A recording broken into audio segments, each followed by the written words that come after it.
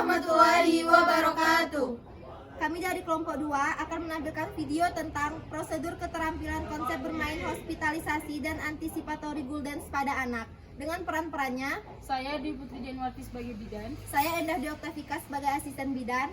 Saya Intan Lestari sebagai masyarakat. Saya Serlia Agnes Silvano sebagai masyarakat. Saya Alfiatul Aziza sebagai masyarakat. Saya Lala Yunianti sebagai masyarakat.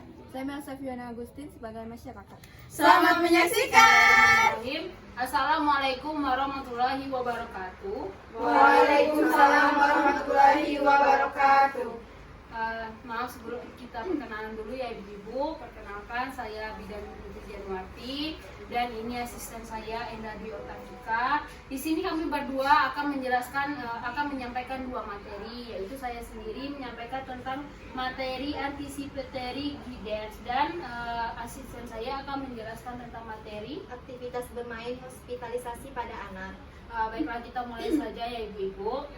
Anticipatory guidance merupakan suatu upaya yang dilakukan oleh perawat, tenaga kesehatan, dokter maupun bidan untuk membimbing orang tua tentang tahapan perkembangan anak, sehingga orang tua sadar akan apa yang terjadi dan mengetahui apa yang harus dilakukan untuk memenuhi kebutuhan sesuai dengan tahap usia anak. Bimbingan antisipasi pada kedua orang tua akan berbeda pada setiap anak karena disesuaikan dengan karakteristik anak itu sendiri. Nah, dari ibu-ibu apakah ada yang ingin ditanyakan? Baik, Bu Bidan. Ya, silakan. Sebelumnya perkenalkan saya dengan Ibu Intan. Saya mau menanya Bu Bidan, jadi gini, bagaimana perawatan pada bayi usia 6 bulan pertama dan 6 bulan kedua ya Bu Bidan? Terima kasih. Ya, sama-sama. Saya langsung jawab saja ya. Untuk perawatan 6 bulan pertama, yaitu orang tua harus memahami kebutuhan anak dan respon anak terhadap orang tua, seperti dia haus, lapar, ingin bermain gitu. Lalu yang kedua adalah memenuhi kebutuhan stimulasi anak tersendiri. Yang ketiga, kebutuhan imunisasi. Setiap usia anak itu ada imunisasinya. Lalu yang terakhir, persiapan untuk pengenalan makanan padat. Nah, usia 6 bulan pertama itu kan anak perlu MPASI selain ASI. Lalu 6 bulan yang kedua adalah tentang respon anak. Apakah dia takut orang asing ataukah dia tidak ingin dengan orang gitu kan, ada anak yang seperti itu.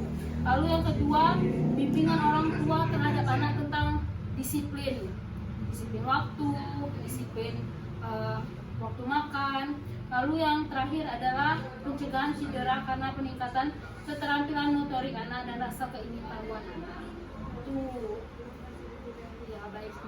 Ada yang ingin ditanyakan lagi? Saya Bu Bidan. Ya, silakan. Kan anak saya itu sudah mau masuk usia 24 bulan kan Bu Bidan. Ya. Nah, jadi gimana perawatannya itu Bu Bidan? Oh, baik. Untuk anak usia 24 bulan ya Ibu.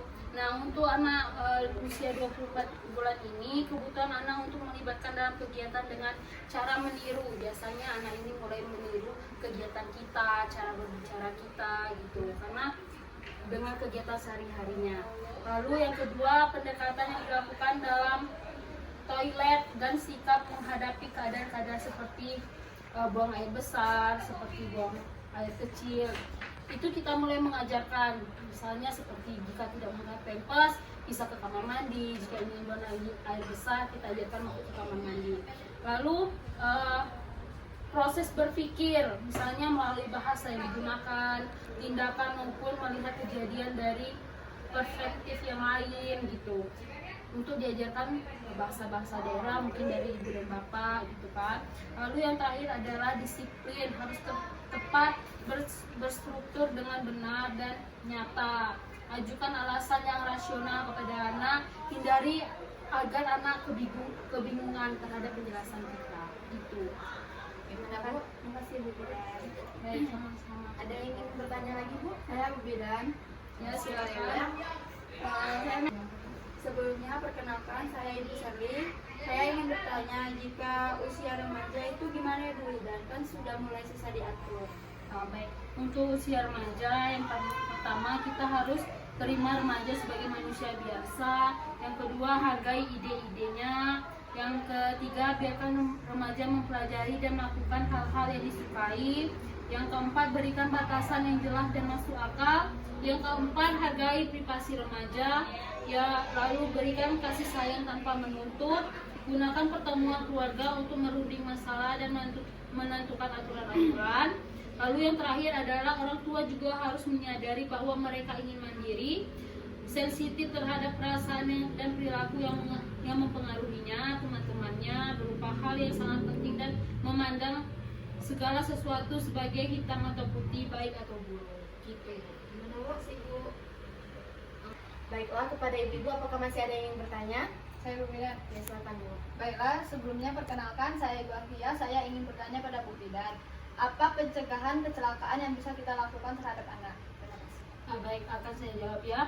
Pencegahan yang bisa kita lakukan sebagai orang tua yaitu awasi anak jika bermain dengan sumber air, ajarkan anak berenang, simpan korek api atau hal-hal yang benda-benda tajam dari anak, tempatkan bahan kimia di tempat yang tinggi atau di dalam lemari, jangan biarkan anak main tanpa pengawasan, cek air mandi sebelum dipakai, tempatkan barang-barang berbahaya di tempat yang aman, jangan biarkan kabel listrik menggantung atau menjuntai ke lantai, dan yang terakhir adalah awasi anak pada saat memanjat, lompat, dan berlari.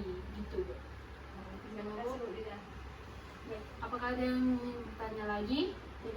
Jika tidak, saya tutup materi saya.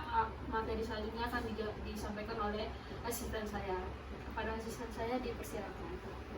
Baiklah, di sini saya akan menjelaskan tentang bermain hospitalisasi pada anak.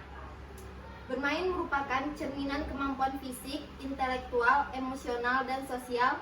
Dan bermain merupakan media yang baik untuk belajar karena dengan bermain, anak-anak akan berkata-kata atau berkomunikasi, belajar menyesuaikan diri dengan lingkungan, melakukan apa yang dapat dilakukan, mengenal waktu, jarak, serta suara. Bermain sangat penting dilakukan karena merupakan salah satu cara yang paling efektif untuk menurunkan stres pada anak dan penting untuk kesejahteraan mental dan emosional anak. Dan selanjutnya, tujuan bermain pada anak yaitu yang pertama, untuk melanjutkan pertumbuhan dan perkembangan yang normal pada saat sakit karena anak mengalami gangguan dan pertumbuhan dan dalam perkembangannya. Yang kedua, mengekspresikan perasaan, keinginan, dan fantasi serta ide-idenya. Yang ketiga, mengembangkan kreativitas dan kemampuan memecahkan masalah. Dan yang terakhir, dapat beradaptasi secara efektif terhadap stres karena sakit dan dirawat di rumah sakit. Baiklah, itu yang bisa saya jelaskan. Ada pada ibu ada yang ingin bertanya? Saya Bu Bidan. Ya, silakan. Baiklah Bu, perkenalkan saya Ibu Lala. Di sini saya akan bertanya tentang gimana ya Bu Bidan cara kalau anak lagi sakit kan susah diajak bermain. Jadi gimana Bu? Jadi begini ya Bu ya. Yang perlu kita lakukan itu Bu, kita harus mencari waktu yang tepat untuk kita mengajak anak itu bermain Bu. Jangan di saat dia misalnya lagi nangis kayak gitu. Pokoknya cari waktu yang tepat ya Bu ya. Dan yang kedua, memakai alat permainan yang dia sukai. Dan selanjutnya kita harus bisa mengajak anak itu bermain sampai dia itu bisa senang Bu, asik seperti itu. Dan yang terakhir, kalau bisa itu ajak teman untuk bermain seperti itu Bu. Kalau tidak itu bermain dengan kita sendiri, bisa juga dengan orang tuanya. Cukup ya Bu? Ya, cukup Bu. Apakah masih ada yang ingin bertanya lagi? Tidak ada. Tidak ada. Kalau begitu, Baik. Jika tidak ada yang ditanyakan lagi, cukup sekian materi yang saya sampaikan dan asisten saya sampaikan. Semoga ini bermanfaat untuk kita semua untuk kedepannya. Semoga ibu-ibu bisa belajar tentang hal-hal yang sudah disampaikan tadi. Saya ucapkan terima kasih. Wassalamualaikum warahmatullahi wabarakatuh. Waalaikumsalam warahmatullahi wabarakatuh. Terima kasih Bu. Itulah video dari kelompok kami. Sekian, terima kasih. Wassalamualaikum warahmatullahi wabarakatuh.